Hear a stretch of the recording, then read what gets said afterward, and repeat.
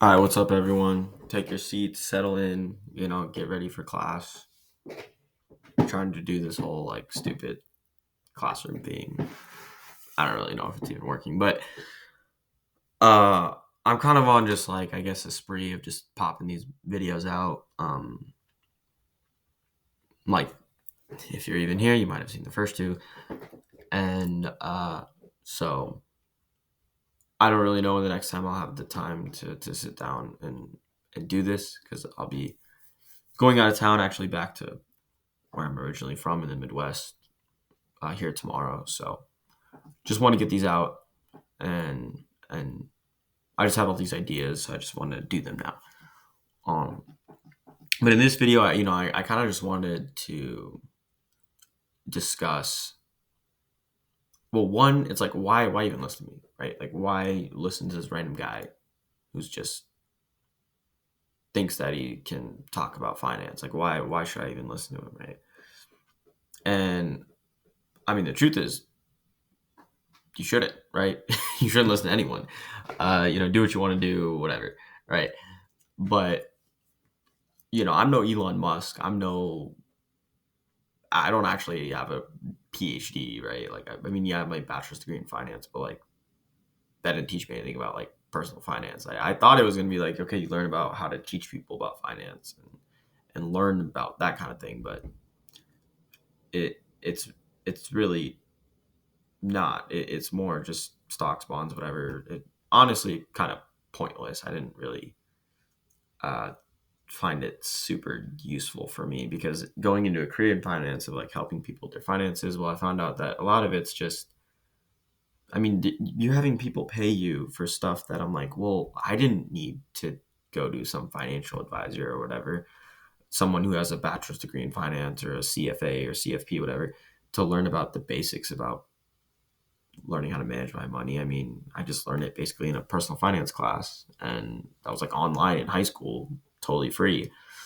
And YouTube and watching videos and articles and really just the internet, I guess. Um, like in the last video I said, we're in the information age, and I mean with my parents, they don't really like verbally teach anything. It was just kind of, I mean, they're just like cheap Indians, right? Which was like super annoying for most of my life. But then you make money, and then you're like, oh, everything's a lot more expensive than you think. So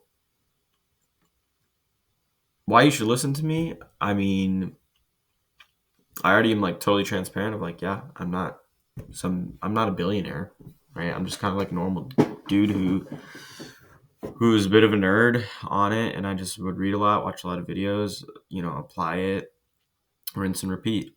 So a little about, I guess, my financial background. I mean, I come from immigrant family. We lived in like motels up until 2008 crisis.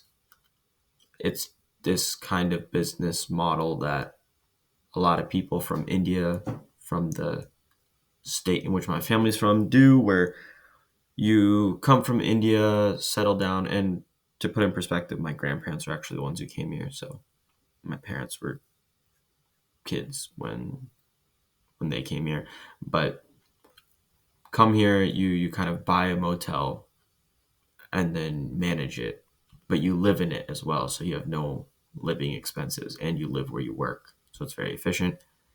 And then do that for some time, maybe like technically you could do it forever, right? We do that for some time so you can save a lot, and then you have that cushion to get a house or whatnot. But that's like how you get started, because obviously immigration and finances is difficult. But that's kind of, sorry, family background, not really me. But why me? I mean, I'm a regular guy. I just know a lot about personal finance, probably more than someone my age, which I'm 23, graduated college last year. I'm kind of in that like moving from school to work phase. But of course, that's the matrix. It's temporary. We're trying to get out of it, right? But I worked like 10 jobs before getting this, first full-time post grad job. Um So my first thing was literally I was detasseled in the cornfields of Iowa, right? That's so technically right after middle school. And, I just worked that job, worked at Panera, I worked at this kid's birthday party place. I did an internship when I was in high school and for college. So I have no debt, no student loan debt, no credit card debt, none of that. And all self funded. I'm not one of these guys that, I took a small loan of $1 million or I have an inheritance. I'm a trust fund baby and I'm going to hear and lecture you about how to be rich.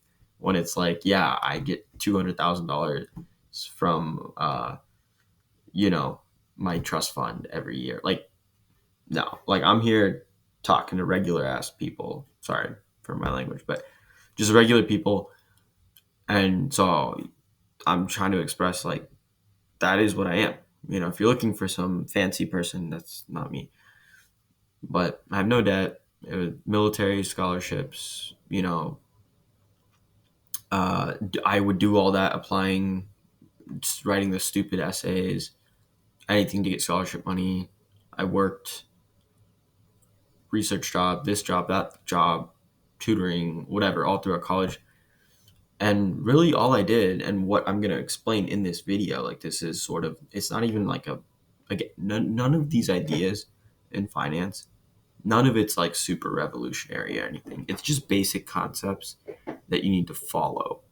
It's like Dave Ramsey is like the first guru I met. And if you've been in the personal finance YouTube realm, you've probably heard about him. And, he would say something like it's 20% head knowledge, 80% behavior, basically just meaning, you don't need to know that much. It's more about just implementing it, which is kind of this thing with anything, right? You know about working out and eating healthy and sleeping well, or I don't know, like anything. It could be this is how to improve your, I don't know, typing skills in 30 days, or how to learn piano, right? It's like the information's out there. It's just doing it. So my goal is, I mean, yes, one, to have information, but secondly, it's just show people how to implement it with like small little mental hacks or like things that I've done or things I've heard from other people, because knowledge is kind of the easy part. It's more about implementing it. But of course, you start with the knowledge and then you apply it. But back to the thing, worked a bunch of jobs, right? I have no debt. I have no credit card debt. No, I got my first car this year, but it was, it's paid off. Um, no debt whatsoever. And on top of that,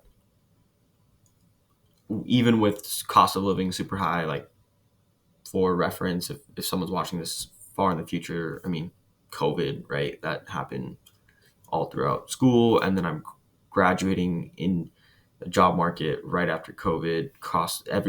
Prices of everything has gone up like crazy, right? I mean, don't get me started on housing, groceries, literally the basics, 2, 3x of what they were even just 5, 10 years ago,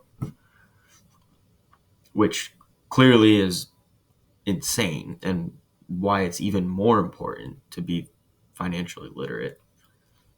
So I have no debt, and I don't want to like give an exact number just because in case somebody I know somehow finds this, but I've been just now able to create through just working, saving, investing, these basic concepts.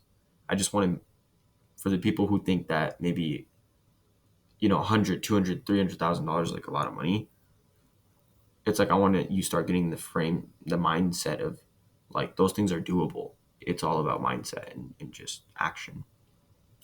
And so, yeah, all the work, jobs, no debt. I'm very financially ahead, I'd say, for my age. Um, and with all of that, saving, investing, like I've amassed. I don't have a six-figure income per se, not yet, or that I have like a business that makes that much money. But my net worth, just recently, I've hit that mark, right? Which doesn't mean I'm an expert on anything, like I've said. But I just want to give you some frame of reference of like,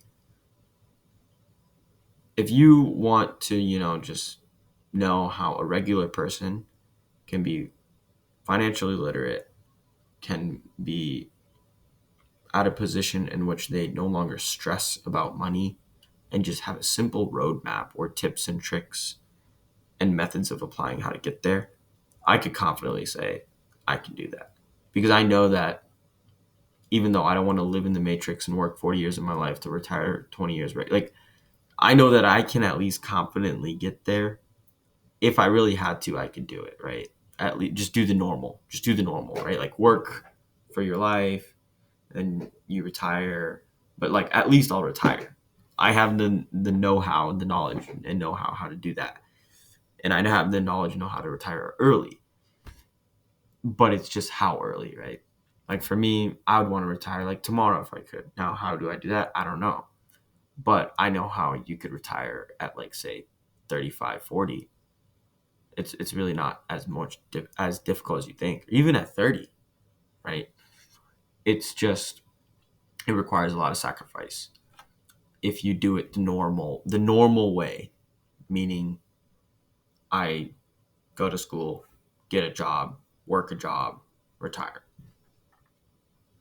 That framework's actually really simple, and that's what this channel is going to teach you. But you want to go beyond that and know more than that.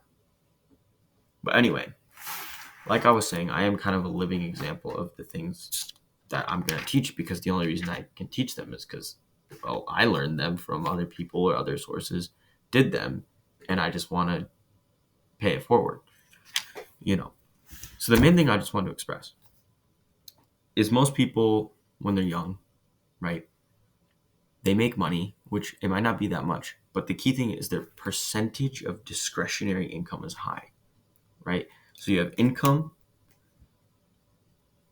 minus expenses that are like fixed, or like you have to do them, right? And then you're left over with discretionary income. Simple enough, right? Money, take out the money you have to pay. You have money that you is discretionary. You can use it how you want at your own discretion, right? And we're gonna call this little guy Timmy. I don't know how to draw it all. I'm just gonna like have this little dude at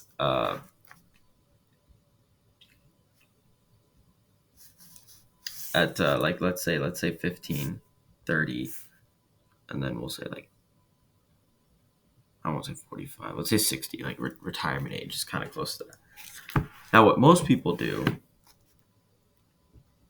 is when they're super young, right? They're young, oh, like, I just want to get games and clothes and shoes or whatever, right? Like, it's a bunch of stuff. It's just stuff. It doesn't, you always want to be buying assets, not liabilities, right? But when you're a kid, I mean, you're a kid, so it's okay. But they're usually just little things that you don't really need.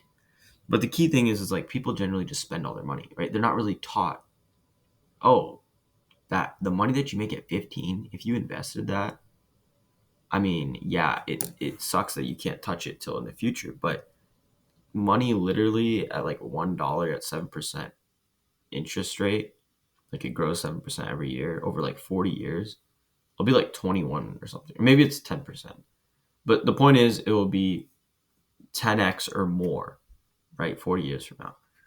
So it's like, you could make $10 from, I don't know, just working 1 hour, when you're 15 or 16. And that could be $100 at retirement. Or you could spend the $10 right then and there. But the point is, people,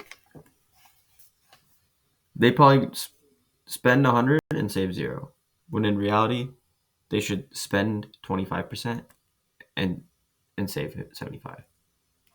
And then when you're, say, like 20 or 30, it's only you, you know. Especially if you're like in high school, college, like, you don't have wife and kids. You don't have as many expenses. So you could easily just not spend. And sorry, the counter is going off, so I'll have to stop this, but I'll continue the next video.